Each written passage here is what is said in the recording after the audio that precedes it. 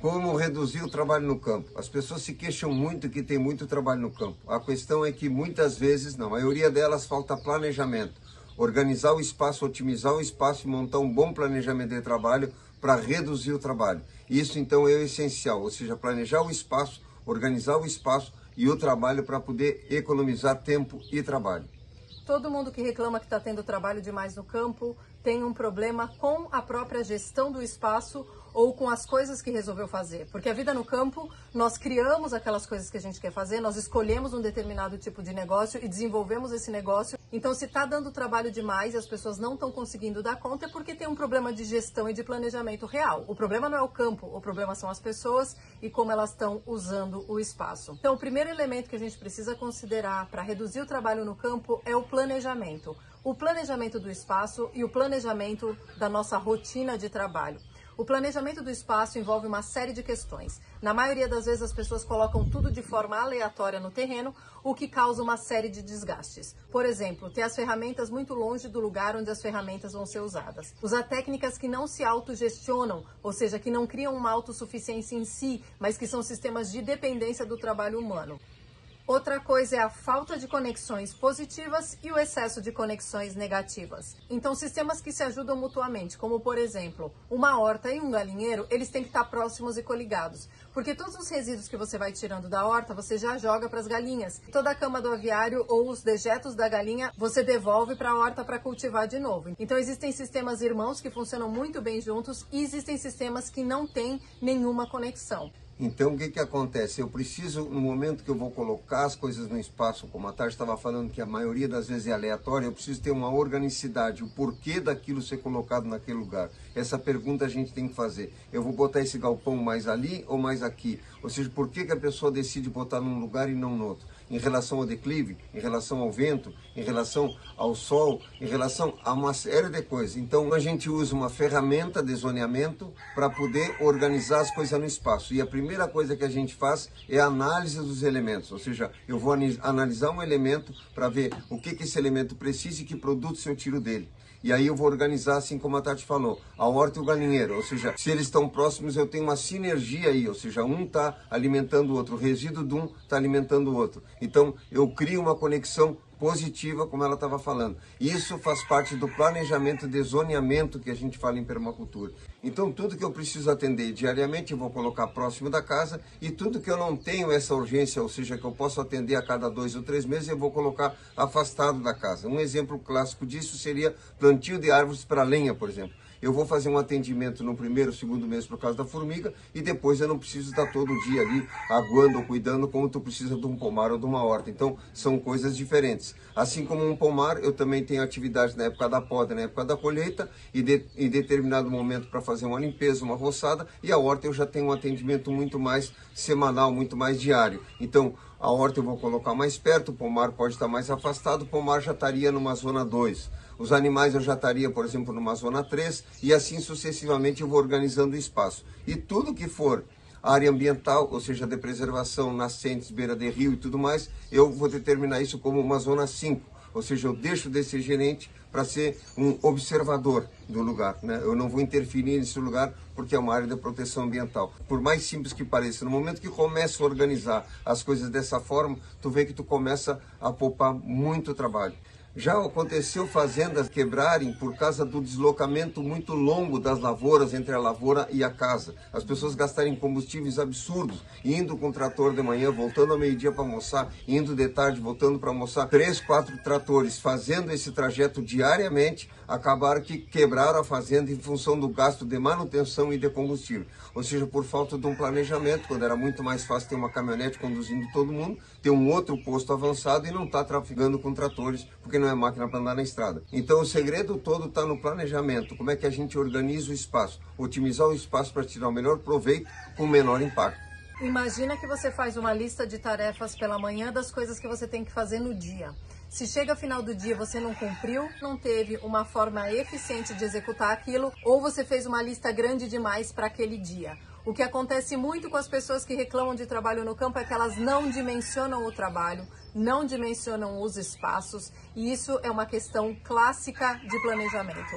você tem que ter, em primeiro lugar, as coisas que você pode atender. Instalar o sistema, seja um galinheiro, um pomar, uma horta, o que quer que seja, e fazer com que ele se estabilize e só depois você dá um outro passo para um outro sistema, conforme você puder atender. Então existe um erro muito comum das pessoas, que é começarem a fazer tudo de uma vez, ou começarem a ocupar o espaço todo de uma vez, ou plantar mais do que pode atender, do que pode cuidar, e aí reclamam que tem trabalho demais. Mas é porque fizeram uma lista muito maior do que podiam cumprir, porque colocaram no dia, colocaram no espaço muito mais coisas do que podiam atender. Então a gente sempre diz que a evolução do trabalho no campo, ela se dá através de um padrão concêntrico, ou seja, de círculos que vão se ampliando.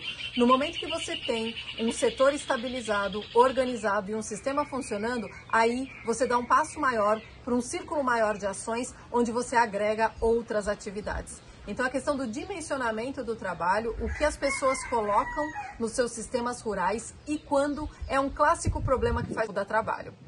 E é muito comum, por exemplo, pessoas que têm gado de leite, por exemplo, e aí tu tem o gado solta num lugar, a mangueira, o curral está num outro lugar, o lugar onde vai ordenhar está no outro canto, e aquilo tem um desgaste enorme de caminhada para lá e para cá. Eu tive numa propriedade uma vez onde tinha um declive muito forte, o sujeito tinha o galpão de ordenha em cima, né? E depois ele subia com o maquinário até lá, depois descia de novo, e a lógica do trabalho era muito cansativa, e quando chovia a estrada desse acesso ainda patinava. Então todas essas coisas ao longo do tempo vai começando a dar desgaste, né? Isso quando não traz até enfermidade para os animais, e porque falta um planejamento, uma organicidade do espaço. É melhor tu gastar mais tempo no planejamento do que tentar ir fazendo a execução sem estar com aquilo planejado direito.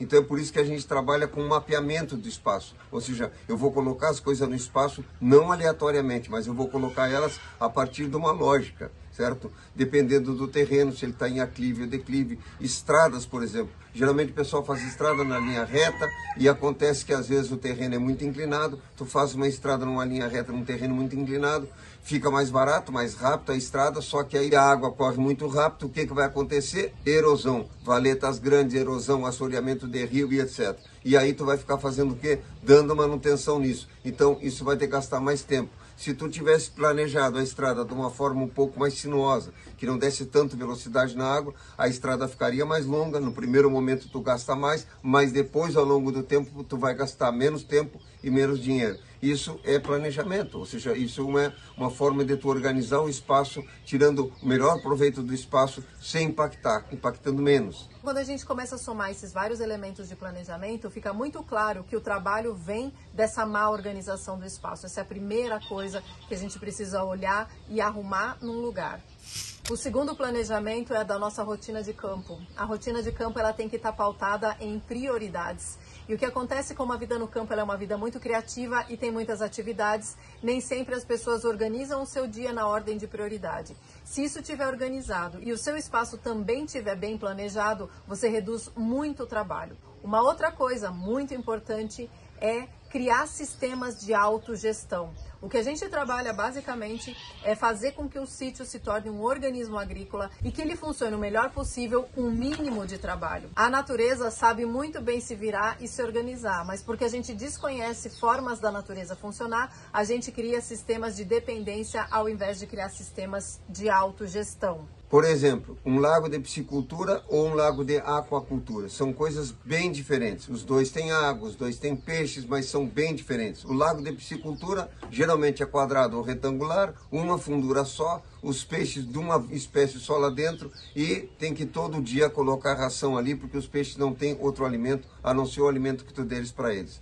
No momento que tu monta um lago de aquacultura, tu já começa pensando em fazer funduras diferenciadas para que tenha temperaturas diferentes para o peixe, porque às vezes o peixe sente calor, pode ir para um lugar com uma profundidade maior, onde ele vai poder se refrescar. E lugares onde está mais raso, que a fêmea gosta de desovar, ou então onde se multiplica mais plâncton e fitoplâncton. Então aí depois eu vou ter ao redor plantas com frutas, que caem frutas dentro d'água. Eu vou colocar uma bandeja que boie, vou botar algum elemento que possa atrair mosca e vou fazer uma produção ali de larvas, e essas larvas vão cair na água e eu vou produzir proteína. Eu vou colocar uma lâmpada acima do nível da água, essa lâmpada vai atrair inseto, os animais vão se alimentar desses insetos que vão cair na água. Então são vários elementos que eu vou criar para produzir alimento para esse sistema, diferente de um lago de piscicultura que é muito estéril.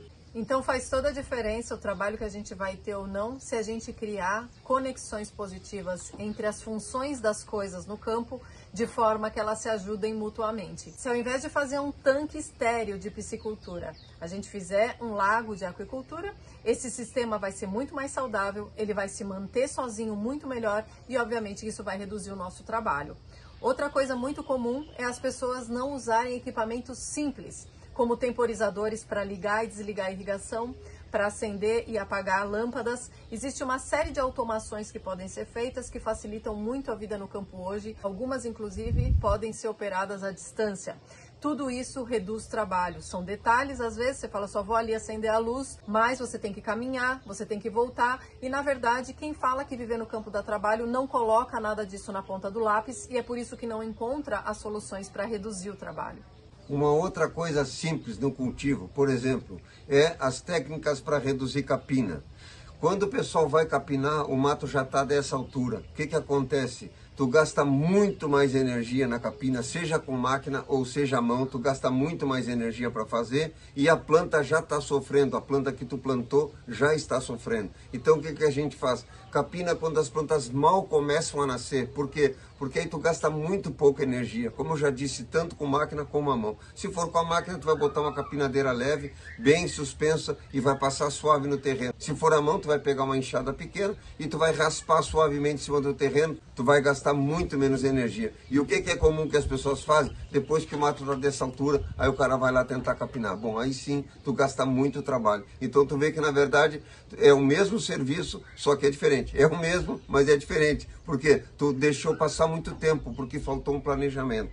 Então é um pouco do que a Tati estava falando. Às vezes a gente quer dar o passo maior que a perna e tu acaba plantando mais do que tu pode cuidar. E é melhor tu ter uma área pequena, bem cuidada, do que uma área grande, mal cuidada. Até porque a área grande, mal cuidada, vai te dar um prejuízo maior do que a área pequena. Porque todas as áreas menores produzem mais do que as áreas maiores por hectare.